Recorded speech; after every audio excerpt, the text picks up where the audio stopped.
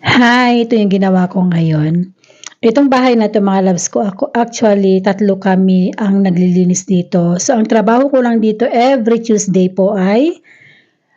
other Tuesday ay magpapalit ng 5 bedroom ng bedsheet, okay? Kasi itong client ko na 'to meron siyang 4 na anak. So then the other week naman ang gagawin ko mga loves ko is va-vacuumin ko yung buong bahay. Vacuum lang po.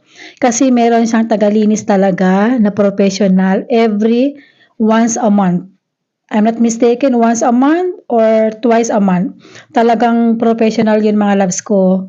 Ano siya, nag-rent siya ng professional. So, ang ginagawa ko lang dito is extra baby seat, and then nag-change lang ng mga bedsheet, saka nagtutupi ng damit, at yun lang. And then, yung ano lang, yung tawag niya yung vacuum lang, o minsan magbabalat ng tomato at potatoes para sa dinner nila. Yun po ang ginagawa ko every Tuesday. So, Tuesday ngayon, so araw ng pagpalit ko ng bedsheet, bali 5 rooms po yun, papalitan ko. And mga loves ko, ang oras ko dito talaga every Tuesday is 3 to 4 hours, okay? Nagagawa ko na lahat.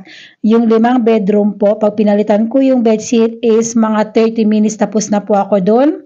Then 30 minutes is magva-vacuum lang, magtatapon ng basura, and then magpapalit ng maglalagay ng mga tissue sa mga toilet nila kasi meron silang 4 na toilet.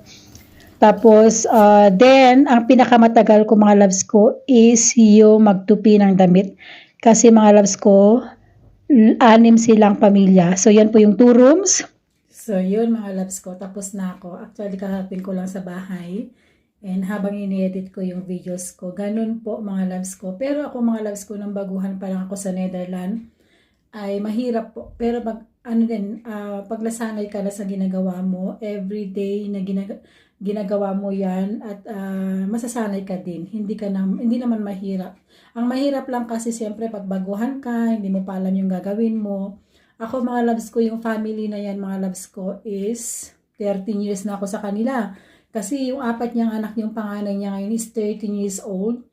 2 months pa lang yung panganay niya is nasa kanila na ako. Ganun po katagal mga loves ko. But anyway, yun lang, tapos na ako, nasa bahay na ako, and then magluluto ako ng dinner, tapos maya-maya ay mag-gym ako. So salamat. God bless everyone. Bye.